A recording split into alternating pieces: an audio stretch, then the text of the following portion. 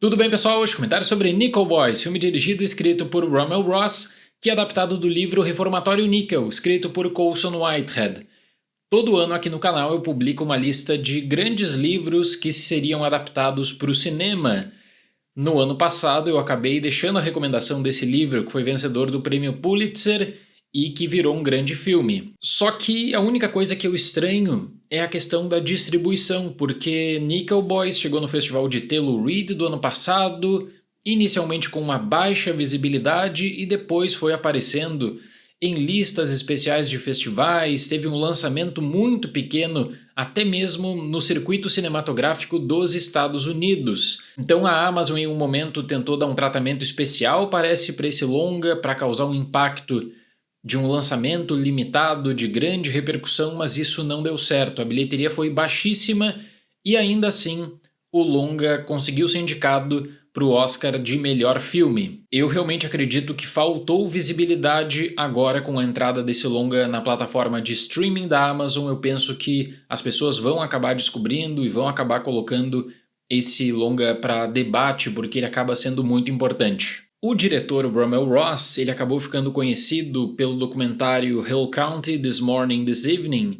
que foi indicado ao Oscar de melhor documentário, naquela janela de temporada de premiações, conseguiu grande visibilidade e esse estilo do documentarismo ele acaba sendo usado também em várias passagens para lidar com a questão central de Nickel Boys, que é o racismo estrutural. Existe, consequentemente, uma decisão de valorizar a base da obra do Colson Whitehead, mas de fazer uma leitura própria com uma ideia que realmente acaba transformando a experiência do filme. Porque nesse caso nós temos como grande diferencial o ponto de vista. A câmera assume a visão subjetiva dos personagens. Então essa perspectiva em primeira pessoa, ela é importante para ditar, quem sabe, cotidiano, momentos de alegria, mas também, no caso da prisão, ainda mais aprofundar o sentimento de clausura, da própria questão toda que se torna impactante, né, quanto a diferentes tipos de pensamento diante de uma estrutura extremamente brutal e abusiva. A limitação do alcance por conta da primeira pessoa, ela acaba chocando não necessariamente pelo que você vê, mas pelo que você escuta em alguns casos e pela construção que acaba puxando muitas imagens de arquivo, porque o Rummel Ross não deixa de lado a sua vertente como documentarista, então o registro de arquivo, o registro histórico, acaba sendo uma parte importante da narrativa. Na década de 1960, na Flórida, o jovem Elwood, interpretado por Ethan Harris, é preso injustamente e enviado para o violento reformatório Nickel. Lá ele conhece Turner, interpretado por Brandon Wilson, um colega que duvida do sistema, e os dois acabam formando um laço entre esperança e desilusão. Eu adorei a maneira como o diretor conseguiu trabalhar com o uso do ponto de vista dessa câmera subjetiva e também acaba lidando com leves transições para mudar o foco de um personagem para outro. E aí você tem também duas linhas de pensamento que são conflitantes dentro daquele próprio reformatório.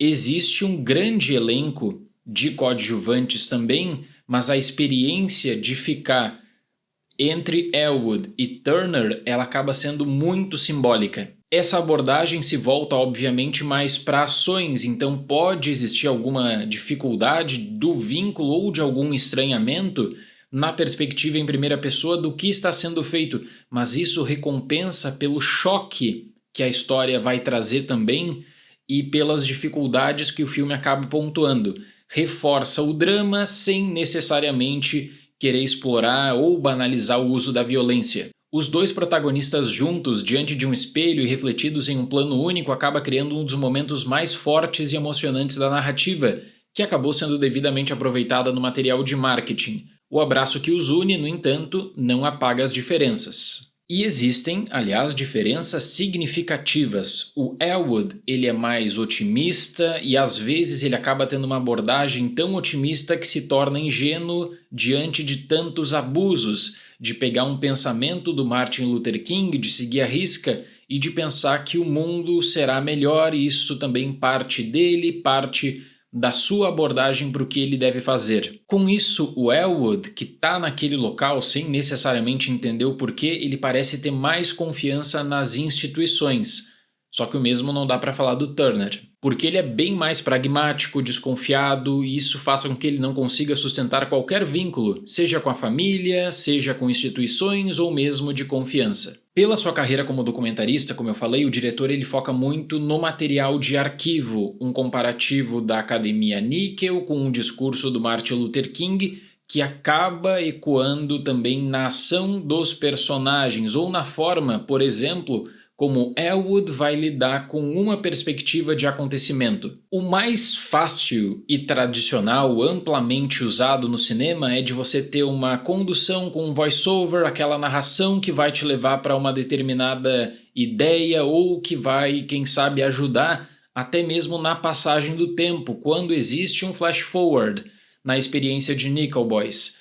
O mais impressionante é ver como o Rummel Ross ele usa dessa questão da perspectiva em primeira pessoa como um diferencial que vai ficar até o fim da experiência e que vai se tornar aí também chave para muitas das questões colocadas para debate. Isso acaba refletindo uma ideia ao lidar com a violência, porque existe um simbolismo carregado na representação da brutalidade sistêmica, como a segregação, o trabalho forçado e a própria noção da história que é desvalorizada. Nesse caso, existe um registro diferente dos abusos e das violências. Você não necessariamente precisa ver isso na primeira pessoa, mas você recebe um ruído, recebe um grito, recebe na montagem um vínculo com uma imagem histórica que acaba também impressionando.